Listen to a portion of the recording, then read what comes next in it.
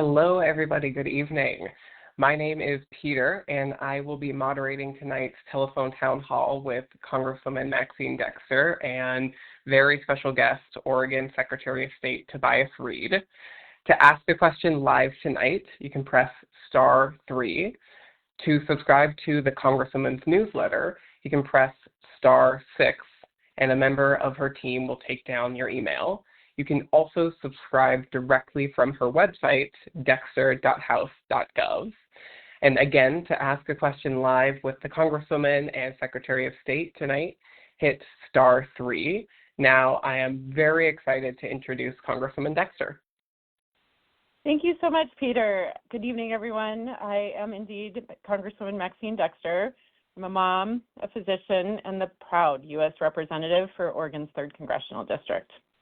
Thank you for joining tonight's telephone town hall with our very special guest, Secretary Tobias Reed.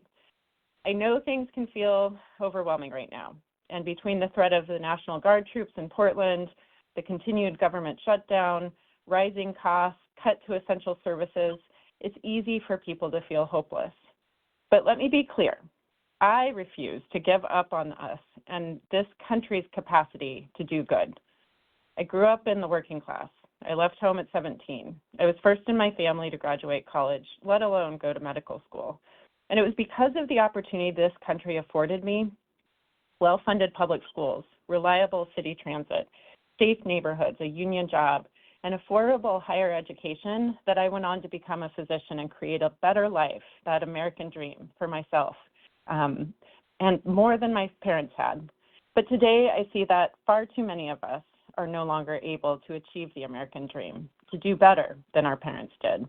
And that's why conversations like the one we are having tonight are so important, because we can't just sit back while this country is sold out to billionaires and like Donald Trump. We need to come together and demand better. And hearing from you about what you want this country to look like and what you want us to stand for is how I fight for you in Congress. It's because of you that I'm holding the line for a government funding agreement that not only protects health care and lowers costs, but reins in Trump's lawlessness. We cannot let fear, cynicism, or division win. We cannot turn away from the rise of fascism. We have to meet it head on, with courage and with love for one another. So let's give ourselves grace, not for being perfect, but for being willing to confront the truth and do better. Let's keep walking, indeed charging, down that imperfect path toward a more just, more compassionate America. And thank you again for being here. I'm excited for your questions in this conversation. Again, to ask something live, press *3. If you'd like to subscribe to my newsletter, press *6, and a member of our team will take down your email and get you added. And again, to ask a question, press *3. And now I'll pass it off to my friend and fearless champion for our democracy, Secretary Reed. Thank you, Congresswoman. Thanks, everyone, for being here tonight. I'm excited to be part of the conversation, and particularly excited to do it with you, Congresswoman, because we've been working together a lot, especially recently around the attacks on vote by mail, and I'm especially grateful for your leadership. It's worth kind of giving a little context, I think, around my job as Secretary of State, and that is really to serve all the people of Oregon. Our office sits at the center of the relationship that Oregonians have with state government, and we do a lot of interesting things. We run elections. I'm sure we'll talk about that tonight. We register businesses and help entrepreneurs navigate different levels of government. We're talking about cities and counties and state government agencies as well. We're also responsible for the preservation of Oregon's history through the state archives, and we audit state agencies to hold government accountable. All those things are important, but we're taking on some really tough issues right now, especially related to elections. Just think about the attacks that we're seeing from the president and the federal government on our system of government. It's relentless. They're taking away funding and programs for election security.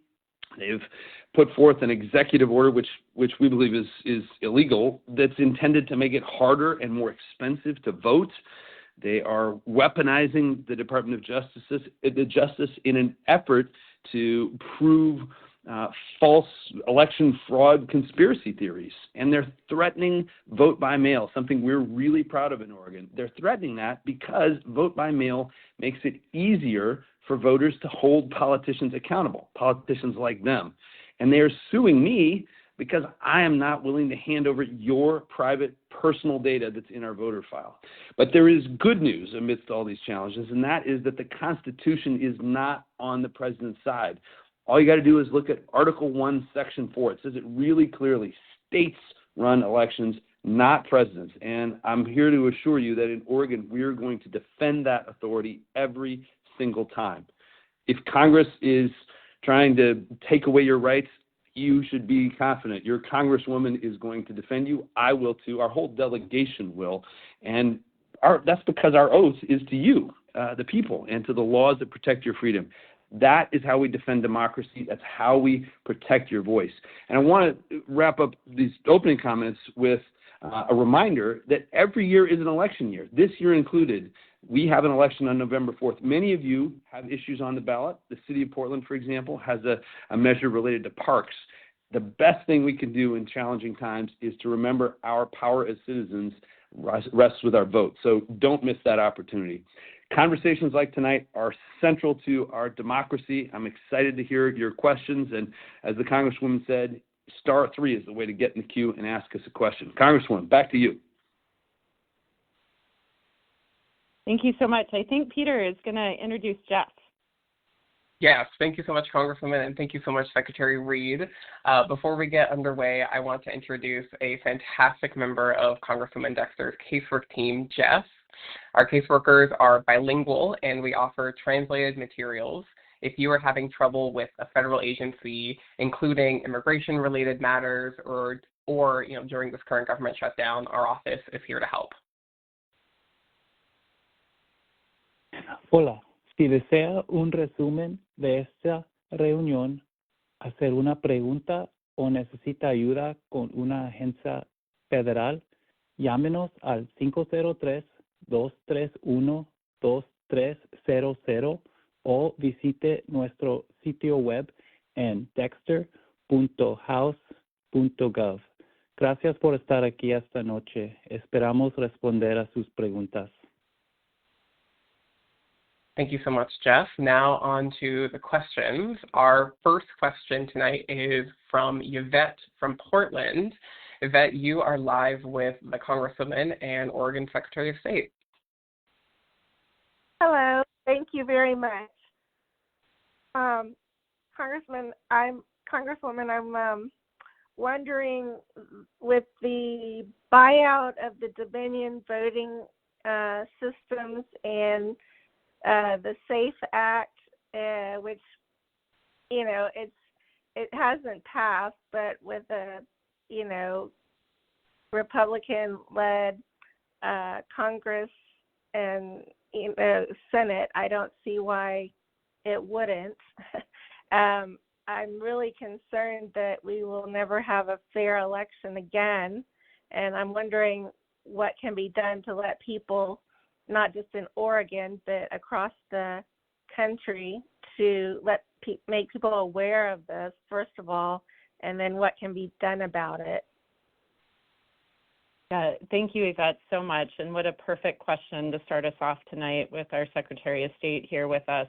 I will defer to him for most of this, but I just want to say that it's clear that it serves this administration to undermine not just our ability to vote freely and safely, but to undermine people's confidence in our voting system. So just the fact that there is concern is a threat to all of our abilities to be sure that there will be a peaceful transition of power, in whatever means. So it is a critical issue that you raise. It's certainly foundational to the success of our democratic republic. The SAVE Act could potentially disenfranchise 60% of voting women in this country. That is astounding that it is even a consideration. And to your point, it passed the House but has not passed in the Senate. It hasn't been called up for a vote. So we are hoping that it simply does not have the votes to pass and that this will end there.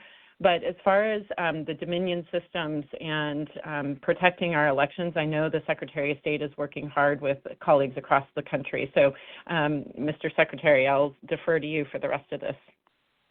Thanks, Congresswoman. And thanks for the question. I totally understand why there is concern, and it is justified. But there's good news in Oregon because we don't use Dominion. Although I have to say, the transaction here is not something that by itself gives me concern. What I'm more concerned about is making sure that we defend the system we use in Oregon. Paper ballots are not hackable, remember. And I just have so much confidence in the way that our county clerks run elections. I've been on a tour of the state visiting with every county clerk. We've visited with 34 of the 36 counties at this point. And to a person, I know that every county clerk in Oregon is absolutely committed to making sure that everyone who is eligible gets to vote. We are planning for all kinds of disruptions, whether it's a natural disaster or a policy, a human-made disaster like the SAVE Act. Oregonians can feel really confident that their voices are going to be heard, that elections are going to happen. We have had conversations. We have conversations on an ongoing basis with other secretaries of state. They know that the SAVE Act is not about election integrity or voter security. It's about making it harder for people to vote. And it is not hard in a place like Oregon to imagine how that plays out. Someone who lives in a rural area, a woman who has decided to change her name when she got married, having to come up with extra documentation, the cost and effort that's involved in that. You've got to be really assured, and I'm here to do that Oregon is going to be protected. Our system is secure, it's fair, it's accurate. The Congresswoman and I are committed to making sure that remains the case. Thank you so much, Secretary Reed. Up next, we have Kristen from Portland. Kristen, you are live with the Congresswoman and Secretary of State. Hi. Yes, I just wanted to ask what Congresswoman Dexter believes that we can do to support our neighbors and immigrant families from these horrific being detained by ICE, kidnapped it feels like, and detained by ICE. What does she see that we should do to support them, and what can she recommend? Thank you so much, Kristen. And I really appreciate that you're asking, as a neighbor and as a community member, what we all can do, because I think that is exactly where I hope everyone will be leaning in as much as they can in the coming weeks and months. There's several things that I hope people are empowered with. Number one, just knowing your rights, knowing people's rights. There are cards that the ACLU and PERC, the Portland Immigration Resource Coalition, have put out, that just knowing rights, that you do not have to open the door, that folks can't be taken out of a business or don't have to be admitted into a business if told no against the business owner's will. There's lots of different things people can do, but the fact of the matter right now is that the lawlessness of ICE enforcement is deeply concerning. We tell folks that you can't be taken without a warrant, you can refuse to speak, but then we still see neighbors and people being taken without a warrant, and people, in fact, in Gresham having their homes broken into by ICE agents this last week. So with that, then it becomes community resistance standing in the way. And Congresswoman Delia Ramirez from Chicago and I had a conversation about this last week. In Chicago, they are literally creating rapid response teams in communities where folks are blowing whistles and honking horns to alert their neighbors. They're standing in the way. They are videotaping almost everything that they can, and that is being used in court effectively in Chicago to help protect some folks. So the first thing is knowing what your rights are, and when the law is being followed, that is really helpful and effective. Number two is standing, courageously in the place where things are happening and alerting people to it. Calling the PERC line should be something that hopefully every Oregonian can just put PERC into your phone. It is the first call. It's 1-888-622-5600. 1510. And PERC is really helping coordinate a lot of response across the state. What they can do is help monitor where they're getting calls from, help mobilize volunteers into the area, make sure that we have as many trained observers present as possible, helping families once they have had folks detained. And then we are working in close partnership with them as well as with community members who reach out to us, because I, as a congressional member, have the right and guaranteed federal access to facilities to visit people and to advocate for them when privacy releases are shared. So we have lots of information for folks that I hope people, it's not your first instinct to call your congresswoman. For a lot of folks, I want people to really feel empowered and, in fact, expected, if they can, to call us so that we can be helpful and just connect people with the resources that they need. The community has been amazing in standing up to ICE with resistance and peace. And Oregon is being seen across the world right now for our, absurd response to an absurd enforcement that is lawless and cruel. And so the inflatable costumes and the chicken suit and being present and having dance parties and skating parties in the street is not just to show our joy, which it does, but it's also tactical. It shows our resistance to the absurdity is equal to the absurdity of what's happening right now. But the fact of the matter is also this is very dangerous. And so we are also working with the Attorney General and the governor and the mayor to make sure that we are all coordinating as much as we can to protect our communities, especially now that there's the National Guard potentially coming in to our city. And hopefully that won't happen. But this is a very long-winded answer, but this is something that is top of mind for so many people. There is a training in Gresham this weekend. It is Saturday, October 25th from 11 to 1. And there's the PERC website, or you can look for it on social media. It's open for registration, and it would be amazing to have people there so they can help learn tactically what they can do to stand in the way and to help our neighbors. And then the last thing that I'd say is PERC needs volunteers and other support. So if that's something that makes sense to you, I would also look at how to support them in the work they're doing. And I don't know, Mr. Secretary, if you had anything you wanted to add to that. Not much, Congresswoman. I think you covered it really well. I think I would just kind of reiterate and summarize what I heard from you, because there's a lot of good things in what you said. For me, it's a matter of knowing your rights, of standing together and standing peacefully. I don't think nothing good happens if we give them, the administration, the spectacle that they want. And don't forget the most fundamental power we have in this representative democracy, which is to vote. Remember this outrage that we all feel right now, not only in the election that's in front of us in the next couple of weeks, but as we get to May and November of next year, hold on to that and use that as motivation to vote, and vote your values and your preferences. Thank you so much, Secretary Reed and Congresswoman Dexter. And I will just make a very quick plug that Congresswoman Dexter has a great Know Your Rights resource on her website, dexter.house.gov, underneath the Services tab. Our next question, we're going to go to an online question from Robbie, who asks, what is happening with the National Guard?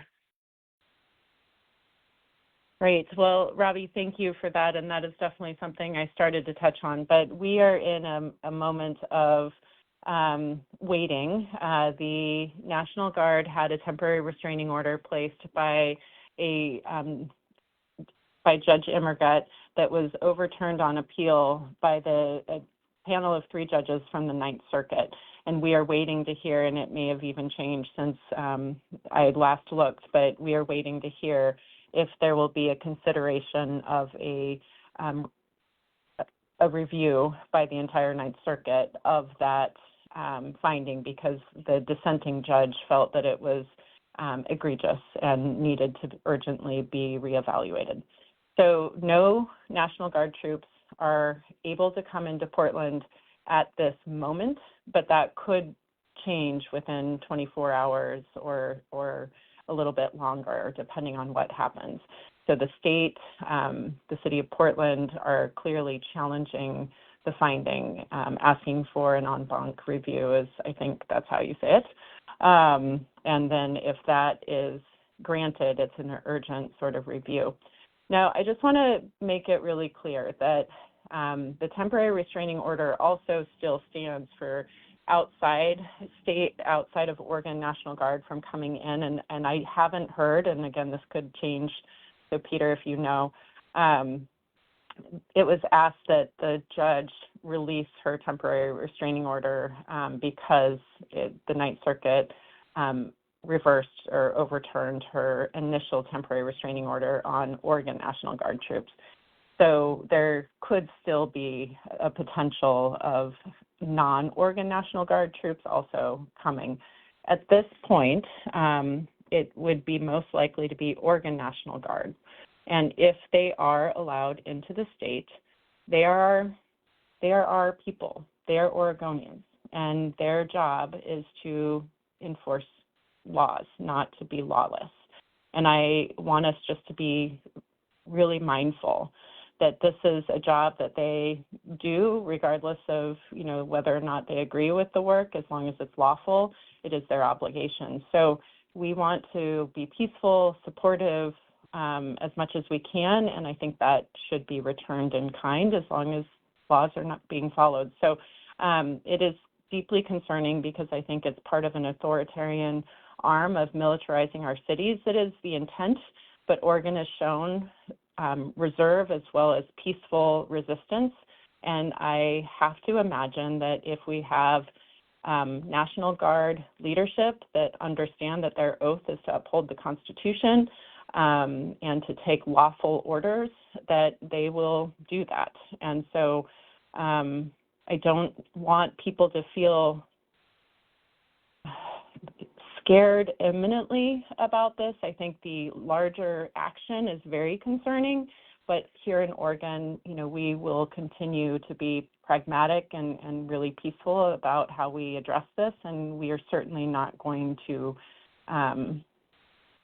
allow an authoritarian overreach to be effective in our city. And I have every reason to believe that we will fight that and be successful in that. Mr. Secretary, do you have other thoughts or insight, especially being at the state? Well, I do. Thank you, Congresswoman. The first is, like everybody else, I'm really alarmed by this. I'm paying close attention. In fact, I went down there today. I think it's worth remembering that something that most people on this call know. We're talking about one block in a major American city. This is not what the president and his administration are trying to portray. In fact, I think that, as you said, if this does happen, it's really important for us to recognize it for what it is. It's a deliberate attempt to provoke chaos, and we should not give in to that. Even as we continue to object, we do that peacefully. The American military is about battlefields, and American cities are not battlefields. The fact that we even have to say that is deeply disturbing. So we will continue, as you said, the Attorney General, the Mayor, the Governor fighting this in court. We're arm in arm with them. And in the meantime, let's not give them the spectacle, the chaos that they are so clearly trying to provoke with this action. Thank you so much, Congresswoman and Secretary. Before our next question, just want to make a very quick plug that if you're on the call and would like to ask a question live, you can dial *3. Now, our next question will be Sally from Portland. And Sally, you are live with the Congresswoman and Secretary. Thank you. I just wanted to know, based on the fact that, the troop deployment has gone to a possible on-bank kind of decision, and so troop deployment could or could not happen, and also in combination with the fact that the Supreme Court may go to a complete suppression of voter rights.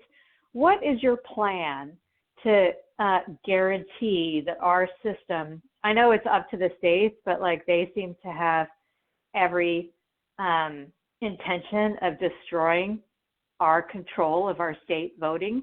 What is your plan to guarantee that we retain our system of vote by mail and not go down this dangerous path of the SAVE Act and all of these kind of ridiculous comments and statements that they're trying to say in terms of voter safety? Sally, thank you for the question. Congresswoman, I'll jump in just because it's directly about vote by mail, if that's all right.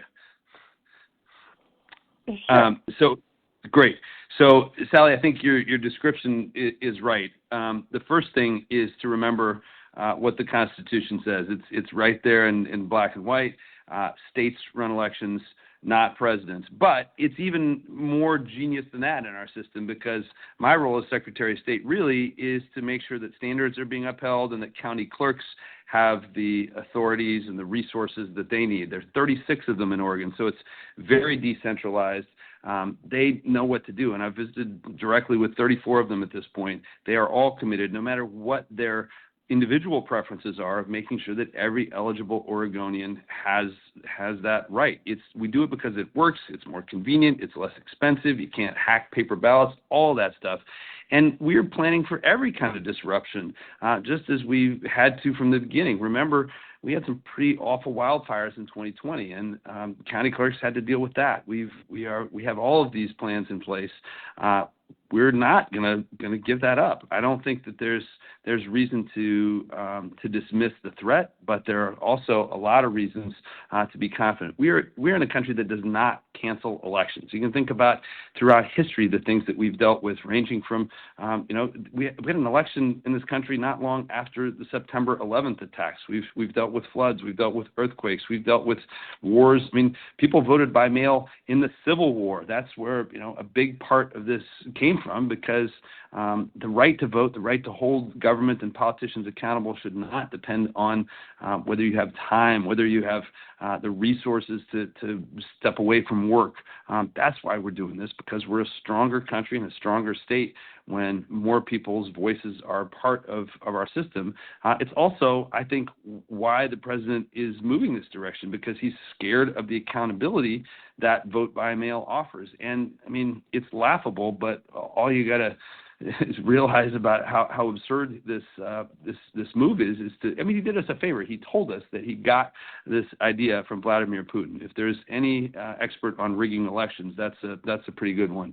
So you can rest assured that as long as I'm Secretary of State, I will be using every tool at my disposal to protect the way that we hold elections in Oregon. We were the first in the country to vote by mail. It's clear that Oregonians love it, and we will defend it. And I think I'm going to just jump in about, the presence of the National Guard. I want to address that part of your question too. That is clearly part of the authoritarian playbook, to intimidate free and fair elections from being free and fair by having military folks in the community. The beauty of our system, as the Secretary was just speaking of, is it is extremely hard to intimidate somebody at their kitchen table when they have a paper ballot that they can vote from home by securely and safely. So as long as we are able to keep the president from overreaching the Constitution, give states control of their elections, it is absolutely unlawful to do anything else. And, Senator Merkley was on the floor for, I think, 22 hours holding the floor so that he could raise the alarm on what's happening, and spoke at length about elections and the importance of our fighting to protect them. We here in Oregon will absolutely continue in that fight, supporting the Secretary's ability to guarantee Oregonians a ballot that is safe, free, fair, and secure. I have concerns in other parts of the country, and we are also addressing that at the federal level, and we'll continue to do so because that, again, is the most important foundational component of our democratic republic. Thanks, Peter. Thank you so much. Now, at our last town hall, 87% of you said that reining in Trump's executive overreach should be the top priority in government funding negotiations. Now, Congresswoman Dexter and Secretary of State Reed are fighting for accountability, as we've heard. But as Trump continues to expand the reach of authoritarian abuses, what's the most meaningful way for leaders like Secretary Reed and Congresswoman Dexter to keep you informed and involved? And this will be our first poll of the evening. Now, press 1 if the most helpful way Congresswoman Dexter can keep you informed is through more in-person town halls. Press 2 if the most helpful way Congresswoman Dexter can keep you informed is through hosting small but more frequent community conversations. Press 3 if the most helpful way Congresswoman Dexter can keep you informed is through partnering with organizations like PERC and the ACLU to host trainings and events. And press 4 if the most helpful way Congresswoman Dexter can keep you informed is through providing real-time updates and action alerts on social media. Now again, that's dial 1 for if the most helpful way Congresswoman Dexter can keep you informed is through more in-person town halls. Dial 2 if the most helpful way Congresswoman Dexter can keep you informed is through hosting small but more frequent community conversations. Dial 3 if the most helpful way would be through partnering with organizations like PERC and the ACLU to host trainings and events. And dial 4 if the most helpful way Congresswoman Dexter can keep you informed is through providing real-time updates and action alerts on social media. And while we wait for results to come in, I will turn it over to our fabulous caseworker, Jeff. Hola nuevamente. Si desea un resumen de esta reunión, hacer una pregunta o necesita ayuda con una agencia federal, llámanos al 503-231-2300 o visite nuestro sitio web en dexter.house.gov. Gracias por estar aquí esta noche y esperamos responder a sus preguntas. And Congresswoman, I know that you love announcing the poll results if you would like to. Thank you, Peter. So just people also love to know how many folks have been on the line. So far we have almost 11,000 people. We're at 10,884. And of those, the people who voted, we have, it looks like 34%. Our top choice is number 4, providing real-time updates and alerts on social media. Our second highest is hosting more in-person town halls. Third choice, tied, is hosting smaller, more frequent community conversations and partnering with organizations like PERC and ACLU. And I'll just be really clear, we are going to do all of those things, but it's really helpful to know what's most impactful to you. And I certainly think that social media updates and your willingness to share those and expand the reach of those is really impactful. So not only is it something we can do, but it is something that the community can do to help others see that. So I love that that's our top winner for that poll tonight, and thank you all for your participation. Peter, back to you. Perfect. Well, back to our questions. Our next question will have Fran from Portland. And Fran, you are live with the Congresswoman and Secretary of State. Well, thank you so much for taking my call. Let me begin by saying that I am really overwhelmed with the outrages we're facing right now, such as the bombing of the boats off Venezuela and Colombia. I mean, if we wanted to know what they were carrying, wouldn't we just stop them and look and see what they have in their holds? Also, the cuts to the SNAP payments, and the little tiddling one is the demolishment of the White House, the end of the White House for the ballroom. But what I really would like to hear from Representative Dexter is her feelings about Representative Johnson's refusing to swear in the Arizona representative with the nearly unpronounceable name, but I'm sure you know who I'm talking about.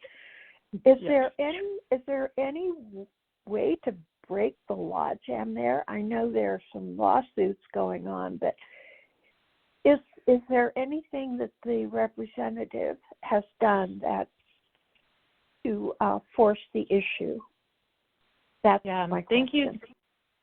Thank you, Fran, and I really appreciate that you're raising this up. The fact that Oregonians are paying attention is really important because, frankly, what is happening is in Arizona, Adelita Grijalva was overwhelmingly elected more than a month ago.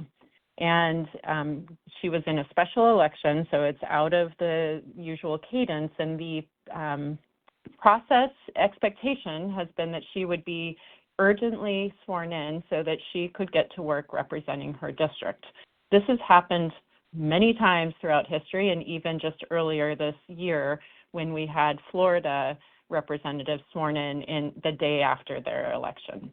So this is an egregious disruption, and it's taking away representation for an entire community, almost 800,000 Americans, who don't have representation right now. They don't have anyone to do the services that our office does, the constituent work, making sure that they have somebody to hear them. So it is egregious. It's absolutely un-American. It's breaking all norms. And the speaker, Mr. Johnson, has said that he just hasn't been able to do it because the government shut down. Well, that also is complete rubbish. We had everyone on the floor right after she was sworn in. She was present for a pro forma session, and that has been used in the past when no formal work is being done, but the House is in session. That has been used to swear in people in the past. So what have we done? We have protested. The Women's Caucus has repeatedly created fervor around this and media attention. We signed, all of our freshman class sent a letter just this week demanding that he swear her in. And now Arizona's Attorney General is suing to have her sworn in because, again, Arizonans are going without representation. And so there is no way for us to force this, as far as I know. I know there were questions of whether federal judges or others could do this, but the Speaker of the House is the leader of the chamber, and his job is to follow the law and to be responsive to all Americans, not just those that he agrees with. And this, again, is a reflection of the bending of the knee to Donald Trump and his will. And there is much conjecture about why this is happening, but just to be clear, she will be the 218th signature on a discharge petition that will force a vote on the House floor about releasing the Epstein files. And we have every reason to suspect that they are doing everything they can to prevent that from happening. That doesn't mean the Epstein files get released, because that would still have to pass the Senate.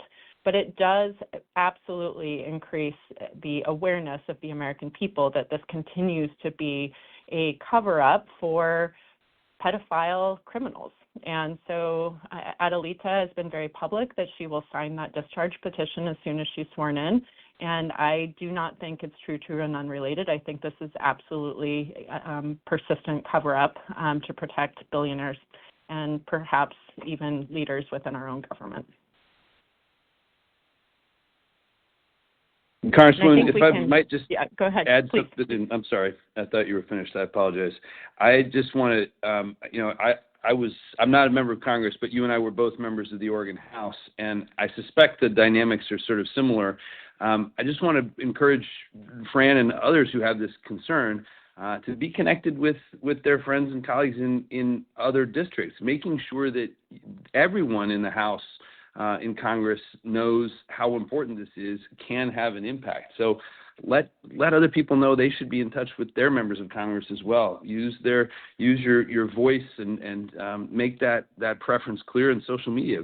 Legislators and members of Congress will respond to that kind of pressure and public sentiment. I was actually with the Arizona Secretary of State this weekend, and I can tell you he is frustrated about this too. It absolutely, this delay, serves to undermine people's confidence in our democracy. But public sentiment matters. We've seen that in the example of Jimmy Kimmel. The president cares about what people are saying. He responds to that kind of public sentiment. So even if we don't happen to live in Arizona or in that district, we can all have an impact on the public discussion, and I think that's worth remembering too. Thank you so much, Secretary Reed and Congresswoman. Now up next, we have Tony from Portland. And Tony, you are live with the Secretary of State and the Congresswoman. Thank you for taking my call. This is the question for Secretary of State. I know that you stated that each state are in control of their own process for voting. Is there something in the Constitution where that is written so you can publicize that's where it's written at, that each state has their own process in play? Then also, is there any kind of survey actually between a state that votes by mail and a state that votes by going to a polling station, that there is more registered voters that vote by either process?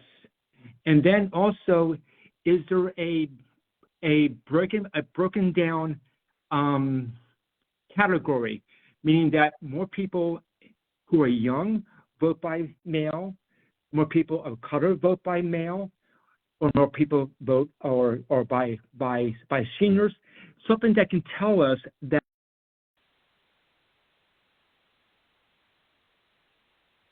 I think we might have lost Tony, but if you're still listening, Tony, I think you asked a lot of good questions there, and so I'll try to cover a few of those things.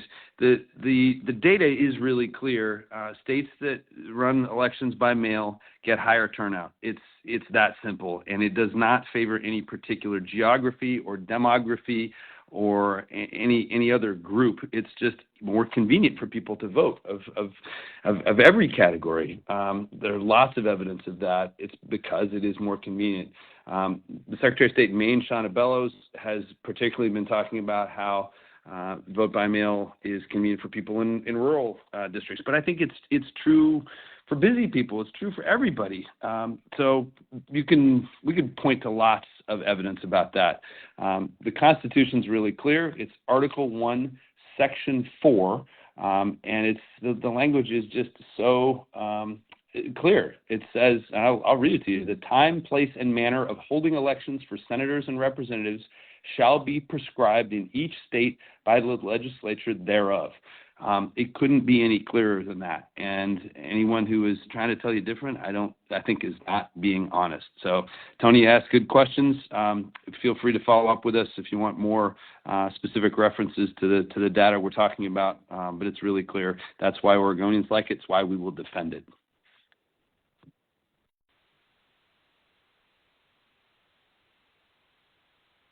Thank you so much, Secretary Reed. Now, up next, we will go to Joshua from Portland. Joshua, you are live with the Congresswoman and Secretary of State. Hi, thanks for taking my call. Oregonians are potentially about to face a significant hardship as a community in the potential reduction of SNAP benefits for lower income region peoples, which will have ripple effects on our economy for all income levels of Oregonians. And while so many of us are willing to shoulder this burden as part of our fight for health care and access to affordable health care, even with Oregon being the only state with health care as a human right enshrined in our state's constitution, access to this health care is dependent on federal funds. And I think many of us have family members whose lives are literally on the line and face mortal threat at the potential loss of Medicaid, as well as, like myself, with private insurance, double or even quadruple cost increases to premiums which we just simply cannot afford. I'd like to know what the Congresswoman is able to do to support her friends in the Senate in holding the line for us and holding the line for our children and protecting our access to healthcare, to affordable healthcare, and what we can do as a community to support each other in this very challenging time facing an unexpected food insecurity on a massive scale. Yeah, thank you, Joshua, so much for raising this issue, and it's really top of mind for, literally millions of Americans right now. In Oregon, as you very well may be aware, we started seeing or are able to see the amount that the ACA health plans from the different medical or insurers will increase, and it is extraordinary. Oregonians will indeed be paying at least twice as much for the same health care on the ACA, and we have every reason to believe that it's 18% overall average increases across the country. And for some folks, they will be paying more for their health care premiums than they will be for rent. And that is just so egregious for something that I believe should be a right. All Americans should be able to have access to health care in the wealthiest country in the world with the most advanced health care systems. So Democrats are committed to holding the line, not just for protecting health care, lowering the costs. Overwhelmingly, we want to stop the cuts, but we also want to hold Donald Trump and Russell Vought accountable. It doesn't make sense for us to come to an agreement that then allows them to continue to use whatever tools that they are unlawfully using to do what they want with our dollars. So it needs to be an ironclad agreement that holds them accountable to Congress's decisions about health care. And it's clear that the American people prioritize this. And in fact, we are hearing from our federal employee unions and workers still that they want us to hold the line, that healthcare and the lawful following of congressional appropriations, which is funding the government, needs to be a priority. And they want us to continue to hold steady in our resistance to giving in to a Republican Party that frankly is untrustworthy. They are in charge of the House, the Senate, and the White House.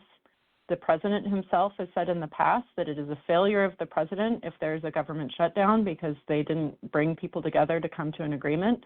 So I think he needs to hold himself accountable to that. It's his responsibility to bring people together to come to a deal that protects Americans' health care, the affordability, to stop the cuts to Medicaid, and to hold also the law in higher regard than he certainly has so far.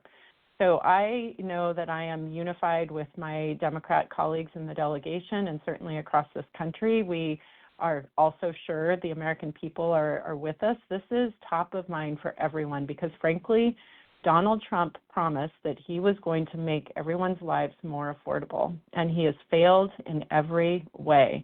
And these healthcare increases are absolutely unsustainable. It will put us into a death spiral in the healthcare system if we allow 20 million Americans to lose their health insurance in a system that's already under performing based on the amount of dollars that we spend. So I'm also just going to, say that the healthcare system has a lot of fixes that we need to do, but in the immediate term, we need to stop the cuts to Medicaid, and the ACA premium tax credits need to be extended, and that's what we're going to hold the line for, and I am very confident in our resolve in that. And I guess the last thing I'll say is this is a hard time. You also mentioned the SNAP cuts and the loss of food security, and it's really hard and it's really scary for a lot of people. Our CSA workers, our federal workers across this country are going without pay, and I'm so humbled by their resolve and willingness to eke through this time, and that goes for my staff. They are also not being paid during this time. They will get back pay, but they are not getting paid. So you have federal workers across this country who care so deeply about service to the nation that they are, in general, supportive of folks holding the line right now, and that is an honor to them. It's certainly an honor to all Americans. And here in Oregon, our governor and our local elected leaders are dedicated to doing everything we can to fill in the gap on food security, certainly in this immediate term, and there's a lot of discussions going on about how that will happen. So it's a hard time. It's absolutely a good time to support your local food banks and making sure that we support our neighbors in every way we can. These are not easy decisions, but it is the right way. We cannot continue to let this president decimate our healthcare system and the law. And Secretary, if you have anything you'd like to add, I certainly welcome it. Appreciate that. First of all, I hope everyone who's listening can understand what an advantage it is to have a congresswoman who's a physician. Your understanding of these issues really matters in a time like this.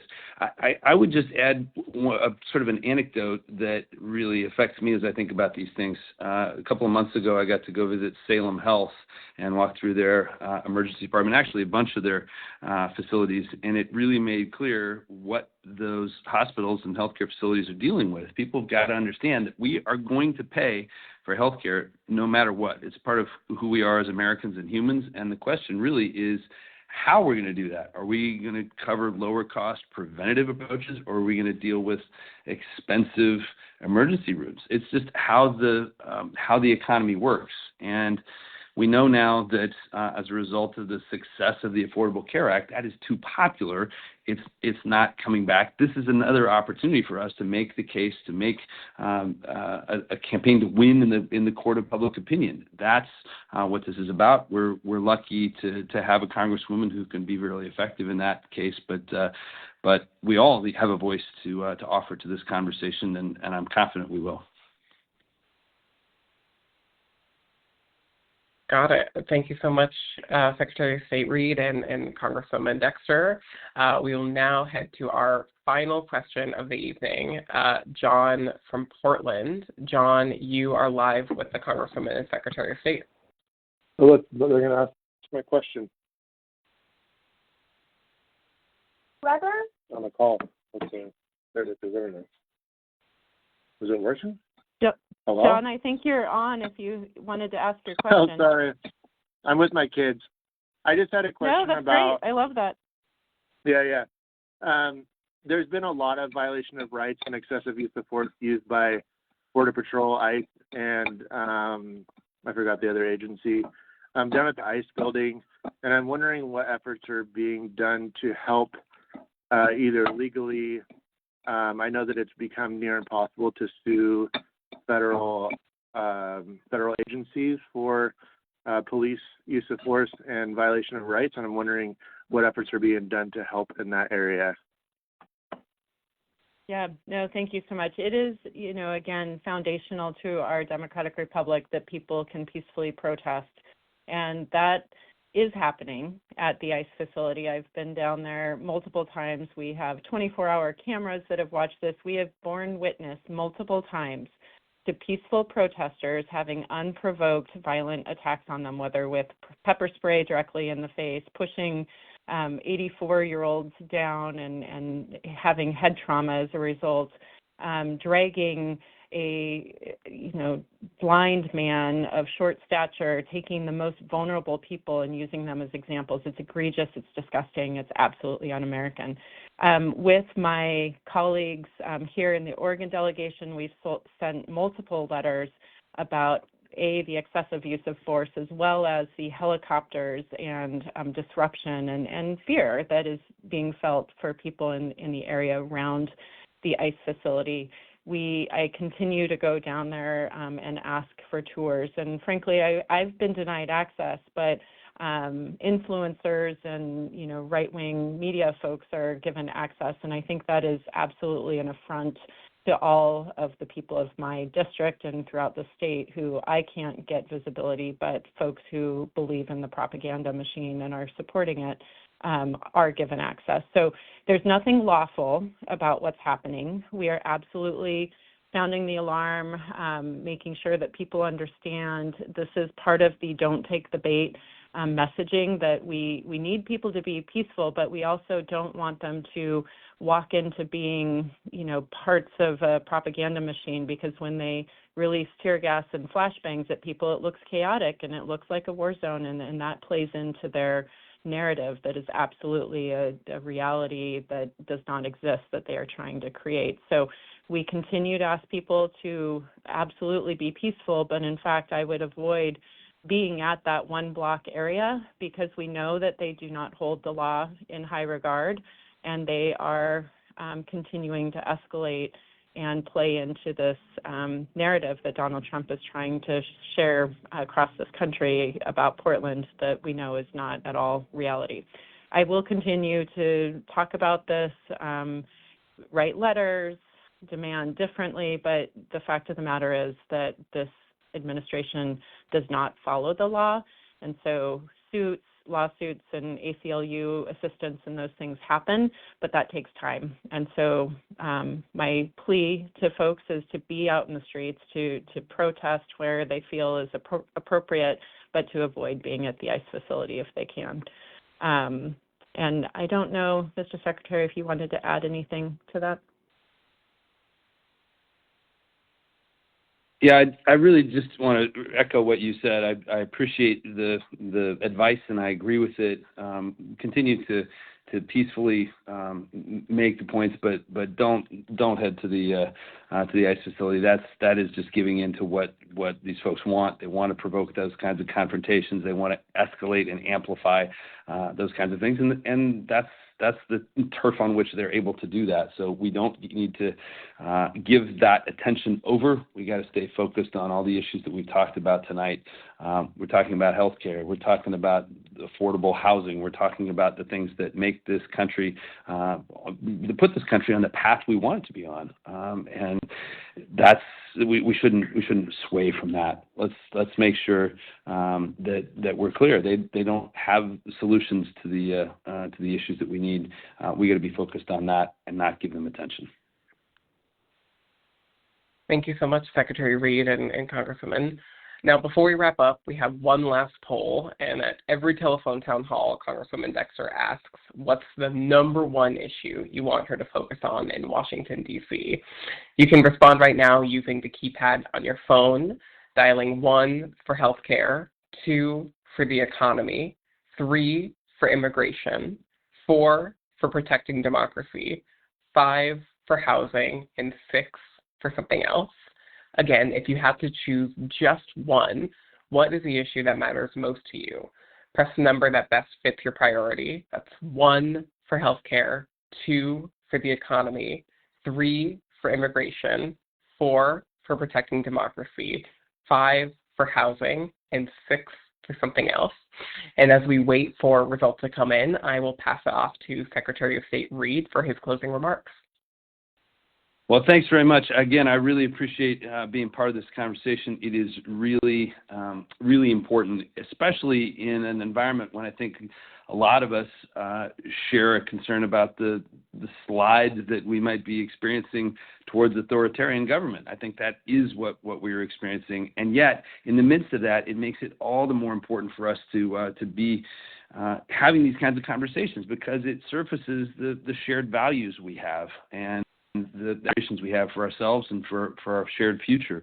I just want to return to what I started with because amidst all of these things, the most important office in this country, in a democracy, is that of citizen.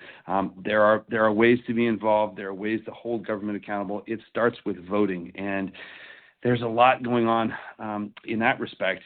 Our county clerks are doing heroic work, but they can use your help. So when the ballot shows up, if you're ready to vote, do it early. Don't wait. Put it in a drop box. You can check your registration. That's always a good thing to do at OregonVotes.gov. You've got to sign your ballot. Your signature has to match what you used on your original voter registration. The same thing that a lot of people use at DMV as part of that registration process. Voting and education are the antidote to misinformation. So everyone here, everyone on this call has the opportunity to help defend that. If you hear somebody who says, my vote doesn't matter, all of us can point to a really close election in our community that makes a difference. We might sometimes hear vote by mail isn't safe. That every ballot is tracked, every signature is verified. You can tell people that. And of course, when someone says politics is broken, we all have the ability to tell them that democracy is what we make of it, what we decide. And it is absolutely worth fighting for. It's not a new fight, but it is one that we've all got a responsibility, because democracy is not self-sustaining. It has to be something we all take up. When fear and division, like what this administration is trying to provoke and promote, when it rises, we have to respond with reason and respect. That's a responsibility we all have. It's a responsibility we're taking up by being part of this call and this conversation. And I just encourage you to stay engaged. The Congresswoman does a great job engaging with her constituency, and we're here to serve you. Thanks a lot. Thank you so much, Mr. Secretary, for joining us, for your leadership. It is such a reassuring reality to me that you are fighting for our democracy, and such an amazing leader and very skilled leader. So thank you. And folks, as Peter mentioned, the poll question is one that I ask at every town hall, and every single time so far, Oregons have been deeply concerned about the state of our democracy. Tonight, 77% of you put that as your top priority. It's, again, just disproportionately the top thing, but I will say that healthcare is number 2, and that is a significant increase from before. It's at 11% of respondents put healthcare as their top priority, and then everything else is 2 to 4%. So again, just without question, democracy is the top thing on people's mind, followed by healthcare.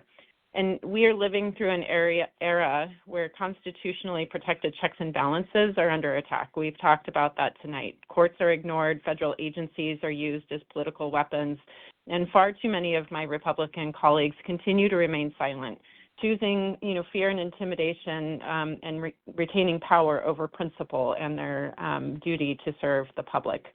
This week, we saw it again, a court ruling that opens the door for Trump to deploy Oregon National Guard to Portland against our will. And just let me be clear, we will fight this. Portland will not be used as a political prop in Trump's campaign of chaos. And we will keep fighting until this government reopens, not with backroom deals or blank checks for authoritarianism, but with a funding package that protects working families, lowers healthcare costs, and ensures no president is above the law. We are not powerless in this moment. We are organized, we are clear-eyed, and we are committed to building a future that is worthy of the people, that we love. A future where healthcare is affordable and accessible cannot be a dream. That must be a reality. And we will fight for this. Small businesses need it to survive. Families can't continue to have to choose between groceries and premiums. Immigrants need to feel welcomed, not targeted. And our democracy has to work for the people. That is the country that I am fighting for. I'm honored to do this work with you and for you. I am not giving up on the hope of an American dream that truly is reachable for all of us. If you haven't already, head to dexter.house.gov to sign up for our newsletter, especially during the shutdown. That's the only way we can communicate with you, aside from social media. And find me on Instagram, Facebook, X, Blue Sky, and YouTube as far as social media goes.